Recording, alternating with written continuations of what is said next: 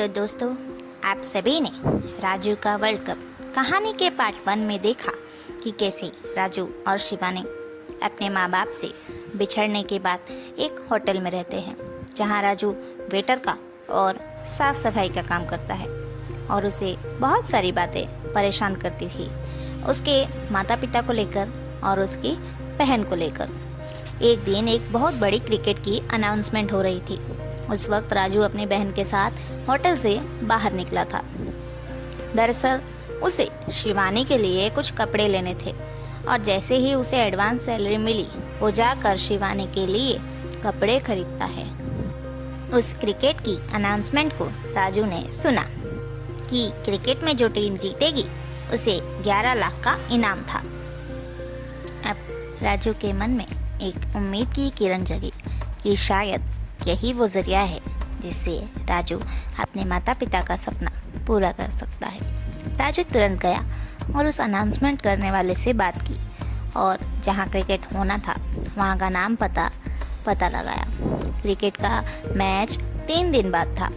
राजू और शिवानी खुश होते हुए होटल में वापस आते हैं। तभी राजू का बॉस उसे कहता है कि 3 दिन बाद होटल में बहुत बड़ा फूड क्रिटिक आने वाले हैं, जो हमारे रेस्टोरेंट का खाना चेक करके हमें टॉप रेस्टोरेंट के नाम में शामिल करेंगे।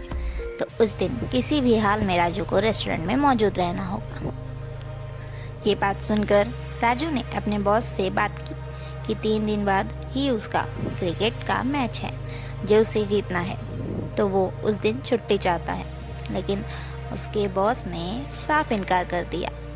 अब राजू फिर से निराश हो गया।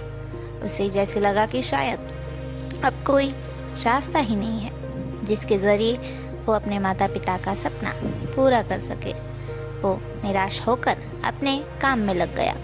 उसे ऐसा देखकर शिवानी उसे समझाती है और हिम्मत देती है, भैया तुम चिंता मत करो, सब ठीक हो जाएगा। भगवान जी है ना, वो सब देख रहे हैं, उन पर सब छोड़ दो। राजू ने वैसा ही किया। उसने बस भगवान जी से कहा कि अब आप ही कोई रास्ता दिखाइए।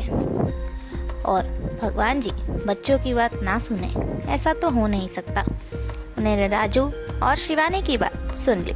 हुआ यूँ कि 3 दिन बाद जब वो फूड क्रिटिक रेस्टोरेंट में आते हैं, बहुत खुश होते हैं। उन्हें रेस्टोरेंट का खाना भी बहुत पसंद आता है। लेकिन जैसे ही वो राजू को काम करता देखते हैं, वो भड़क जाते हैं। वो लोग उसे रेस्टोरेंट के मालिक से पूछते हैं, आखिर तुमने इतने छोटे बच्चों को काम पर क्यों रखा? रेस्टोरेंट के मालिक ने सारी बात बताई कि ये बच्चा और इसकी बहन सड़क पर भटक रहे थे, इसलिए मैंने इन दोनों को काम दिया। उसके बाद राजू डरकर रोने लगा। उसके मन में डर आ गया कि कहीं ये लोग उसे जॉब से ना निकाल दे। अगर ऐसा हुआ तो उसके हाथ में उसका क्रिकेट मैच भी नहीं है और ये जॉब भी नहीं, फिर वो अपनी बहन को क्या खिलाएगा।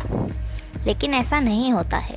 राजू की बातें सुनकर वो फूड क्रिटिक उसे क्रिकेट मैच के लिए जाने को कहते हैं। ये सुनकर राजू जल्दी दौड़कर क्रिकेट खेलने चला गया और भगवान की कृपा से वो जीत जाता है और उसे 11 लाख का इनाम मिल जाता है। राजू के सपने का पहला पड़ाव पार हुआ। वो अपना इनाम और ट्रॉफी लेकर शिवानी के पास आता है। शिवानी बहुत खुश हो जाती है। कहानी अभी ख़त्म नहीं हुई। अभी तो राजू के सपने का पहला पड़ाव पार हुआ है।